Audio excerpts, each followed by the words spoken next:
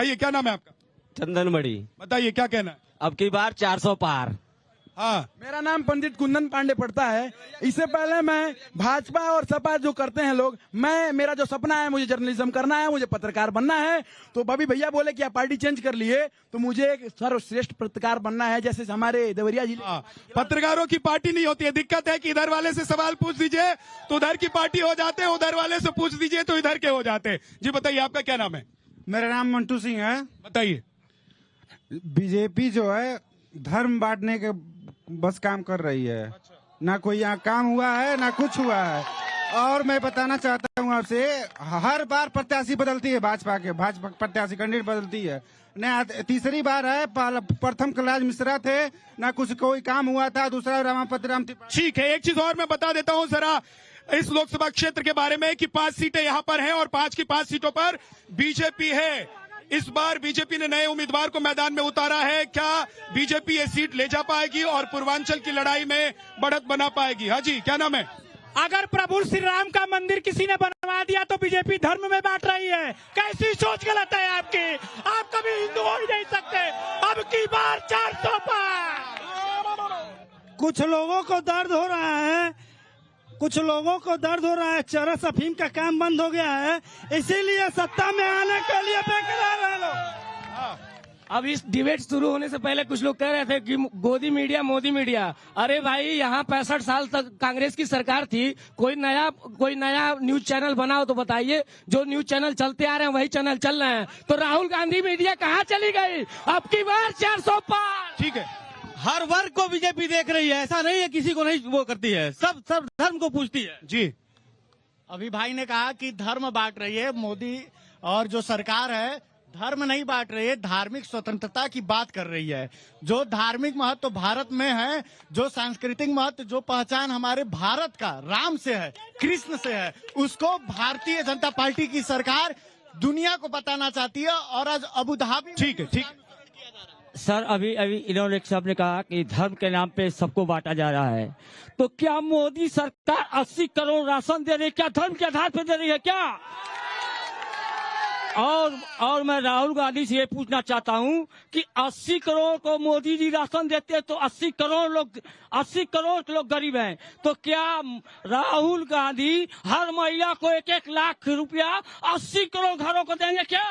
ठीक है, ठीक है। हाँ, पूरे भारत में भारतीय जनता पार्टी एक ऐसी पार्टी आई और ऐसा उदय हुआ, क्षेत्रीय पार्टियां अपना स्थान और जगह खोज नहीं पा रही हैं। इनकी कार्यकुशलता है और एक इस तरह का जनाधार और विश्व स्तर पे भारतीय जनता पार्टी ने जो भारत का नाम है शिखर पे पहुंचा। ठीक है, ठीक है, ठीक है। एक बार इधर 1 सेकंड रुक जाइए, 1 सेकंड। हाँ, इधर जो लोग रह गए एक मिनट। जब भारतीय जनता पार्टी हारती है, हिंदू मुस्लिम चिल्लाती है। ये 4 चरणों में बौखला गई है भाजपा ने जानती है कि जब तक हम हिंदू मुस्लिम करेंगे नहीं तब तक जीतेंगे नहीं। अभी आगे से भैया बोले कि भाजपा राशन बांटती है 80 करोड़ जनता को। उन्होंने तो मान लिया 80 करोड़ जनता बेरोजगार है। और दूसरा नंबर 2 किलो चीनी और 5 लीटर मिट्टी का तेल कहाँ गया? ठीक। नव भारत टाइम को बहुत बहुत धन्यवाद। 29 जून और 30 जून का यूपी पुलिस का जो री एग्जाम होने वाला है, सब लीक मोदी जी उसकी गारंटी क्यों नहीं लेते हैं? आराम। जब बीजेपी आई है तब देश पर आफत आया है। ठीक है, चलिए, एक चीज बड़ी खुशी की बात है। सुनिए, एक बड़ी अच्छी बात है, चाहे बीजेपी के समर्थक हो, चाहे समाजवादी पार्टी के समर्थकों को कांग्रेस के समर्थक हो, लेकिन सब लोग एक चीज पर सहमत हैं कि धर्म के आधार पर कुछ नहीं होना चाहिए। समाजवादी पार्टी से मनीष सिंह हैं। मनीष जी, जब लोग चाहते हैं कि धर्म के आधार पर कुछ नहीं होना चाहिए, तो आप लोग धर्म के आधार पर आरक्षण की बात करके चुनाव में क्या करना चाहते हैं? बहुत अच्छा सवाल आपने पूछा है, लेकिन क्राउड से बात करने के पहले आप जिन लोगों को आमंत्रित किए थे उनसे बात करना चाहिए था, मुद्दों को उठाना चाहिए था। भारत के प्रधानमंत्री जी, उत्तर प्रदेश के मुख्यमंत्री जी जाति आधार पर राजनीति की बात कर रहे हैं। मोदी जी जाति आधार पर राजनीति की बात कर रहे हैं, धार्मिक आधार पर राजनीति की बात कर रहे हैं। अभी एक भाई साहब कह मोदी जी धार्मिक आधार पर राजनीति की बात कहाँ कर रहे हैं? आरक्षण की बात तो आपके एससी हसन जी ने कही है। अरे सबसे बड़ी नहीं, बात, आप बोलते रहिए प्लीज, आप सबसे बोलिए। बड़ी ये बात, आपकी आवाज ये जनता का मुद्दा नहीं है, ये जनता का मुद्दा बेरोजगारी है, जनता का मुद्दा बेरोजगारी है, किसानों का कर्जा माफ है, बेरोजगारी जनता के मुद्दे पे बात करिए। हिंदू मुस्लिम पाकिस्तान पे बात क्यों करते हो? मनीष जी पहले बोलेंगे, हिंदू मुस्लिम पाकिस्तान पे बात करोगे, बेरोजगारी पे बात करो। समाजवादी पार्टी और कांग्रेस को दर्द होगा मुकुंद क्योंकि जी इस नासूर को पहली बार उसी ने इस देश में पैदा किया है। और आनंद जी, तो मुसलमान पे बात करते हो, आप लोग इतने क्यों परेशान हैं? क्या आप लोग का नंबर नहीं आने वाला है क्या? रुक जाइए, आप लोग का नंबर आएगा। मनीष जी पहले बोलिए। हाँ हाँ, देखिए आप सवाल में कई सवाल करेंगे तो उसका जवाब नहीं मिल मैं एक पाएगा। ही सवाल नहीं, पूछा है कि आपने जनता कोई का सवाल धर्म नहीं के पूछा। आधार पर नहीं आप चाहती है ये राजनीति, इस तरह से तो आप लोग धर्म के आधार पर आरक्षण देने की बात क्यों करते हैं? आपसे दूसरी आवाज हमारी है। मैं तो पूछ रहा हूँ सवाल। एक सेकंड सर, प्लीज, सवाल आपके पूछिए ना। सहयोगी हैं। नहीं, एक ही हमारे सवाल मैंने सवाल पूछा, पूछा। मैंने एक ही सवाल पूछा। सर प्लीज रुक जाइए, आप अपने सहयोगी को नहीं बोलने देंगे। मनीष जी बोलेंगे। मनीष जी पहले आप कंप्लीट कीजिए। मनीष जी आप कंप्लीट कीजिए। मैंने एक ही सवाल पूछा कि जनता धर्म के आधार पर बंटवारा नहीं चाहती है, आप लोग धर्म के आधार पर राजनीति क्यों कर रहे हैं? हमने कहा है जनता का मुद्दा है, जनता इस पर बात करेगी, जनता इस पर बोलेगी। धार्मिक विभाजन सपा और कांग्रेस से किया है। नौकरियों में, सरकारी नौकरियों में सरकारी नौकरियों में प्राइवेटाइजेशन नहीं होना चाहिए। आरक्षण किसने खत्म किया? मनीष एक सेकंड, मनीष भाई एक सेकंड। मुकुंद जी, नहीं पता मुझे कि आपने कितने डिबेट किए हैं इससे पहले और कितनी बार आप टीवी पर बैठे हैं, लेकिन कम से कम इतना आपको धैर्य और संयम रखना चाहिए कि अगर आपके ही मंच पर खड़े दूसरे लोग बोल रहे हैं तो उनको बोलने दीजिए, और आपके सहयोगी ही बोल रहे हैं तो उनको बोलने दीजिए। मनीष जी कंप्लीट कीजिए प्लीज। ये समाजवादी पार्टी और इंडिया गठबंधन इस बात की पक्षधर है कि हम 30 लाख सरकारी नौकरियों को युवाओं को देने जा रहे हैं। 30 लाख युवाओं को, और जो हमारी संविधान पद्धत व्यवस्था है उसके तहत हम आरक्षण की जो नियमावली है, संविधान में क्या धर्म के आधार पर आरक्षण है? पहले पूरी बात तो करनी। ये भी तो नहीं है कि सरकारी नौकरियों का प्राइवेटाइजेशन का हाथों में कर दीजिए, एयरपोर्ट बेच दीजिए, रेल बेच दीजिए, तेल बेच दीजिए, भेल बेच दीजिए, सारा बेच दीजिए। ये भी तो नहीं है, ये भी तो नहीं है, वो सब ये भी तो संविधान नहीं लेकिन कहता है। संविधान में शैक्षणिक और आर्थिक आधार पर आरक्षण की बात है, आप लोग उसकी बात क्यों नहीं करते?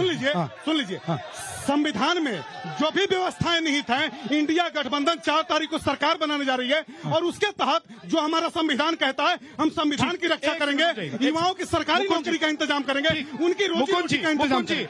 आप लोग ही, आपके नेता लोग ही हर मंच से कहते हैं कि ये जो चुनाव है ये संविधान बचाने का चुनाव है, लेकिन धर्म पर अब मत बोलिएगा, उनको बोलने दीजिएगा। जब आप लोग ही कहते हैं कि धर्म के आधार पर आरक्षण की बात करते हैं और आप लोग कहते हैं कि संविधान में संशोधन कर देंगे, तो आप लोग धर्म और संविधान को बचाने के लिए निकले हैं या संविधान को खतरे में डाल रहे हैं?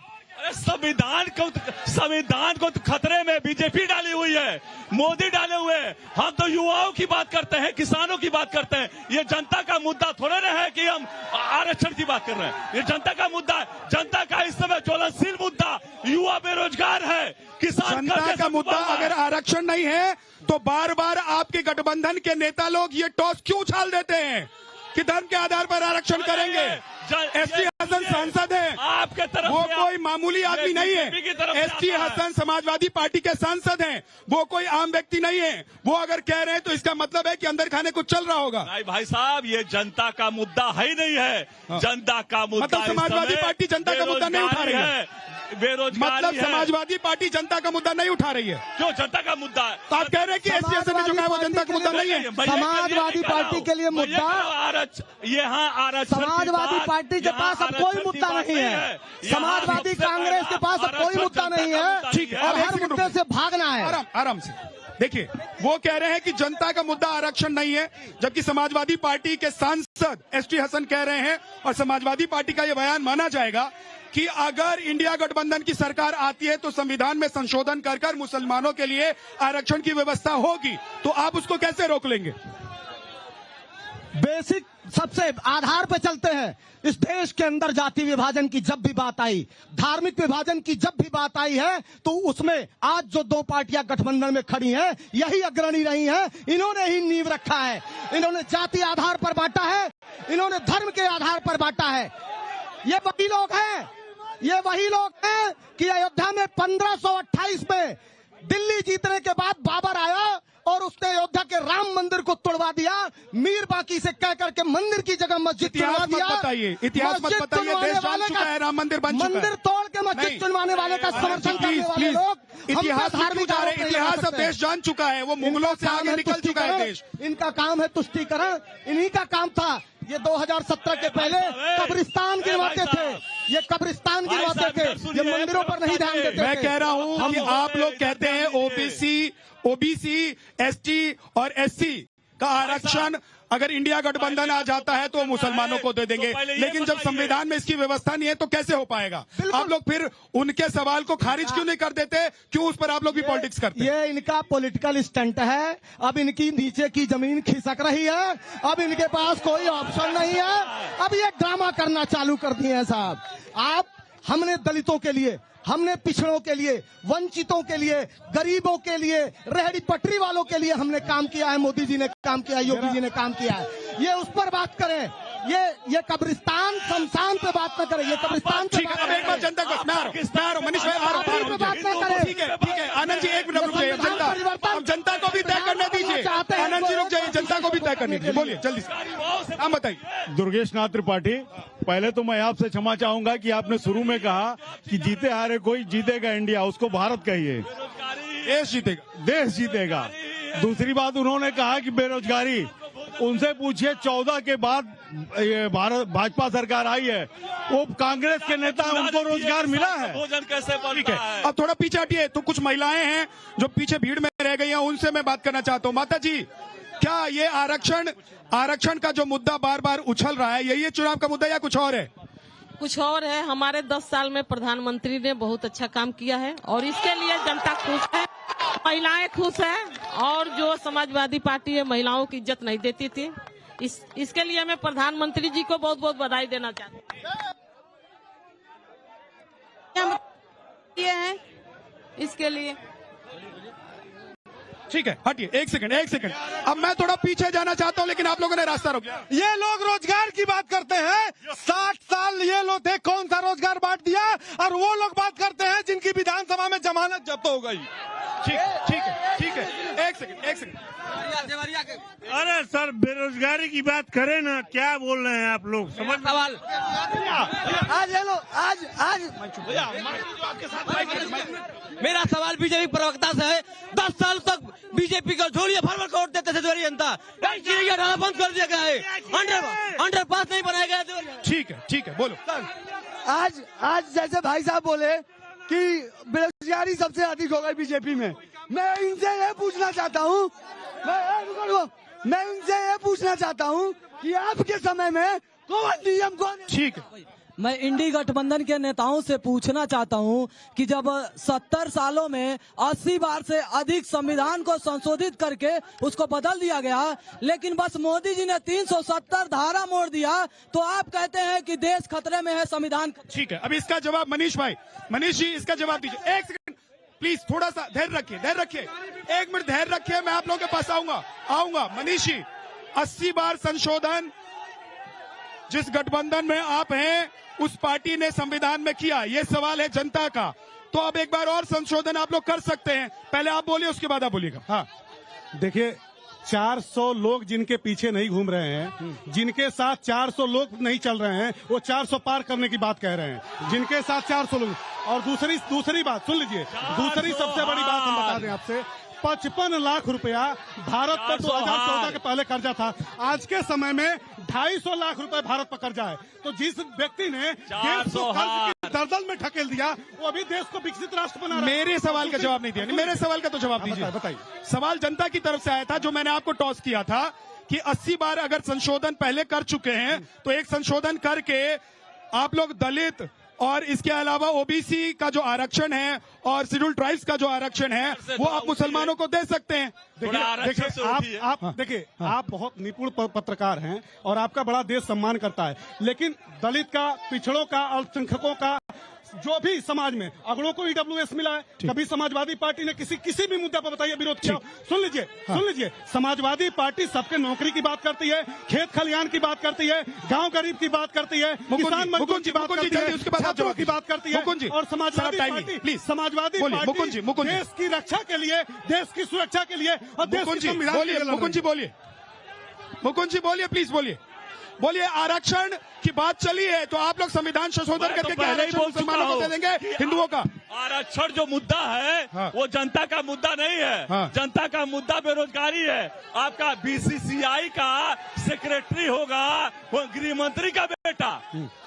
सुनिए भाई साहब, बीसीसीआई का राजीव शुक्ला जी को भूल गए, गृह मंत्री। अरे राजीव शुक्ला जी को भूल गए, रुकिए ना, उस पर क्यों जा रहे हैं? वो डिबेट का मुद्दा नहीं है, क्रिकेट डिबेट का मुद्दा नहीं। जल्दी से जवाब दीजिए, सिर्फ 30 सेकंड बचा है। वो कह रहे हैं आरक्षण मुद्दा ही नहीं है, बेरोजगारी मुद्दा है और महंगाई मुद्दा है। बेरोजगारी को सबसे संजीदगी में भाजपा ने लिया है, सबसे संजीदगी से। अभी मेरे साथी कह रहे थे कि 400 लोग जिनके पीछे नहीं है, याद करिए 2022 का चुनाव, इस पूरे जिले से आपका सुपड़ा साफ कर दिया था भारतीय जनता पार्टी ने। हमारे जनता पार्टी जो है लंपटों की जो फौज खड़ी की है, इन लंपटों की फौज से कुछ नहीं होना है।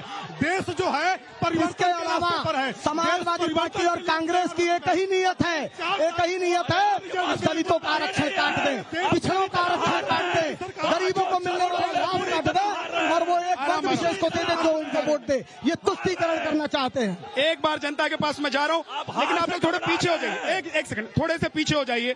देखिए अब वक्त बहुत थोड़ा सा बचा है। एक बार मैं कोशिश करता हूं जितने लोगों की बात आ सके जल्दी जल्दी अपनी बात करिए, जल्दी जल्दी। जिस देश के प्रधानमंत्री बोलते हैं 2 करोड़ रुपया देने के लिए, 15 लाख खाता में देने के लिए,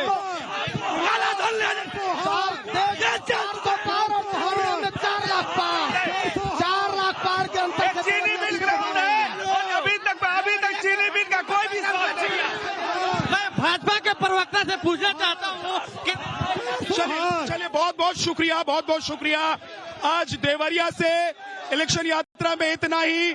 For more of such videos, do like, share and subscribe to ET Now Swadesh.